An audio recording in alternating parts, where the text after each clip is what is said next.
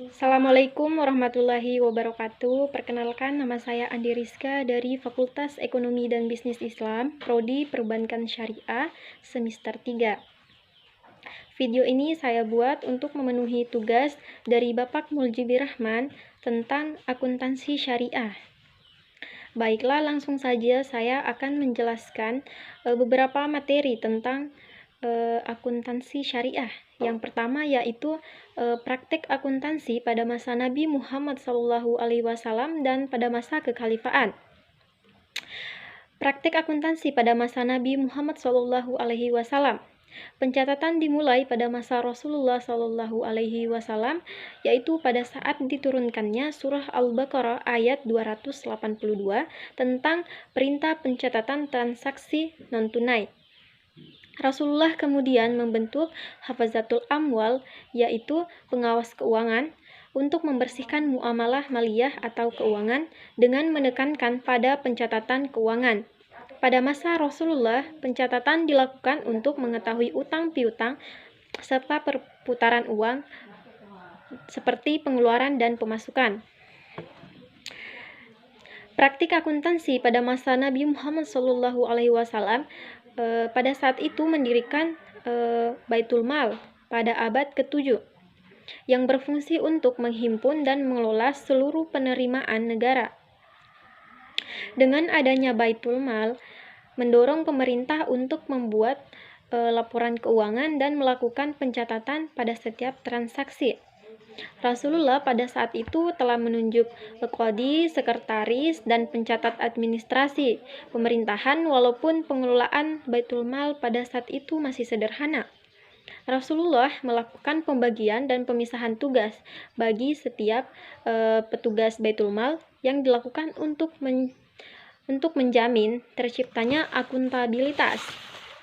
Yang kedua yaitu pada masa kekhalifahan. Yang pertama yaitu pada masa Khalifah Abu Bakar Asy-Syiddiq.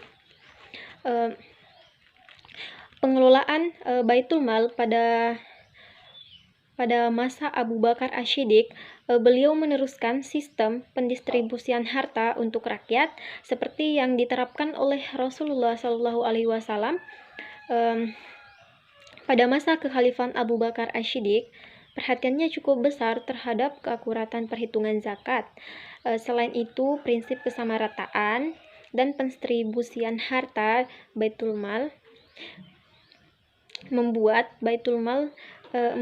harta Baitul Mal tidak pernah menumpuk dalam jangka waktu yang lama karena langsung didistribusikan kepada masyarakat muslim. Yang kedua, pada masa Khalifah Umar bin Khattab.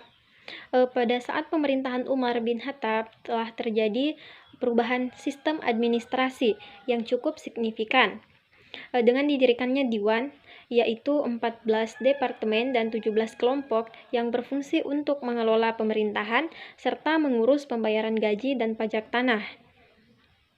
Selain itu, Khalifah Umar bin Khattab juga membagi anggaran pendapatan negara menjadi 14 bagian, yaitu khusus pengeluaran harta zakat, pengeluaran dari 1/5 harta rampasan, dan khusus untuk pengeluaran harta yang diserahkan kepada Baitul Mal.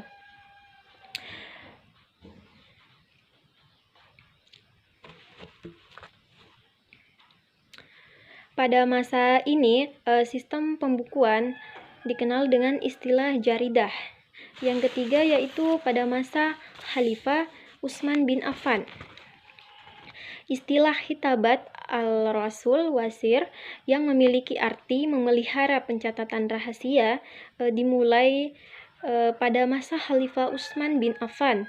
Pada masa ini juga dibentuknya Sahib al-Surta dan Muhtasib yang memiliki tugas utama dalam mencegah pelanggaran dan hukum sipil dan hukum agama, karena pada masa itu terjadi kesulitan dan terjadinya penyimpangan dari kebijakan pada masa Khalifah Umar bin Khattab. Pada masa ini, Khalifah Utsman bin Affan juga mendelegasikan kewenangan kepada para pemilik untuk menaksir kepemilikan sendiri dalam zakat. Yang terakhir yaitu pada masa Khalifah Ali bin Abi Thalib. Khalifah Ali pada masanya memiliki konsep tentang pemerintahan dan administrasi umum yang jelas. Hal tersebut ditandai dengan proses pencatatan dan pelaporan yang baik sehingga terjadinya surplus pada Baitul Mal.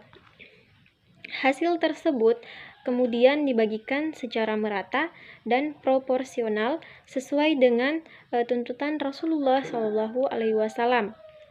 Pada masa ini, Khalifah Ali bin Abi Thalib juga mengajukan permintaan untuk membentuk pengadaan bendahara kepada para pejabat pemerintahannya, di mana seperti yang kita ketahui, tugas kebendaharaan identik dengan ilmu akuntansi. Itulah tadi praktik akuntansi pada masa Nabi Muhammad SAW dan pada masa Khalifahan.